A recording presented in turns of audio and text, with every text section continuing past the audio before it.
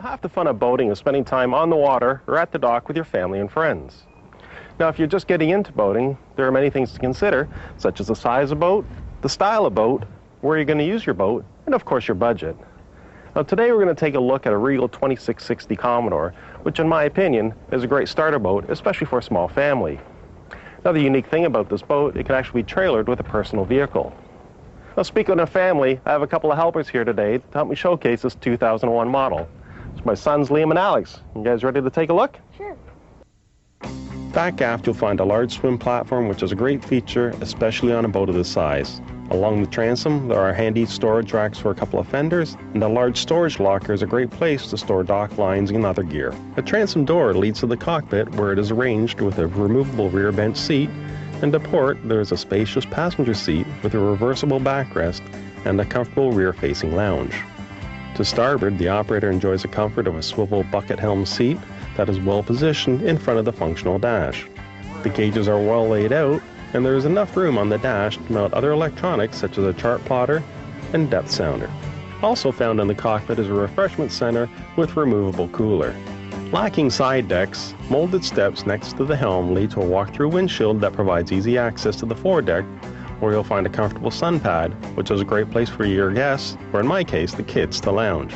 Down below, the floor plan will comfortably sleep 4 adults, 2 in the mid-cabin and 2 more in the convertible dinette up forward.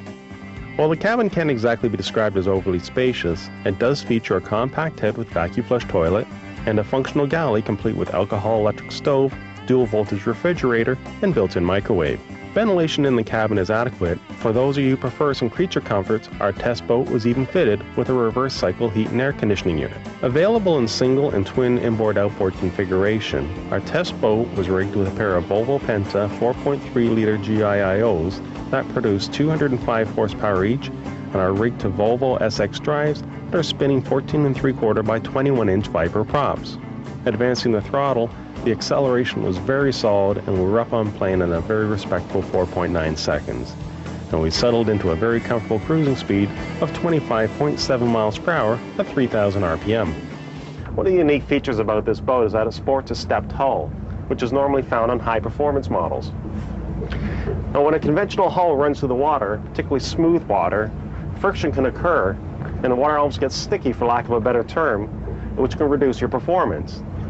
Now, with a stepped hull, there's a notch in the running surface which creates turbulence.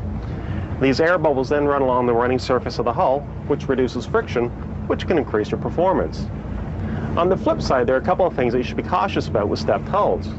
Now, because the aft section is running free, if you're too aggressive with your turns, particularly at high speeds, the back end of the boat can spin around or hook.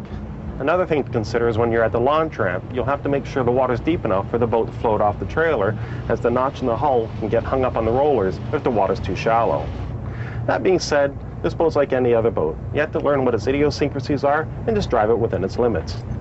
Unfortunately, choppy conditions on the day of our sea trial did not allow us to do a top-end speed run. However, at wide open throttle, I'd expect this model to reach speeds in excess of 37 miles per hour. Overall, the handling was very nimble and delivered an exhilarating sport boat feel. For an entry-level family cruiser that offers exhilarating performance and has a capability of being towed from lake to lake, you should definitely check out the Regal 2660 Commodore.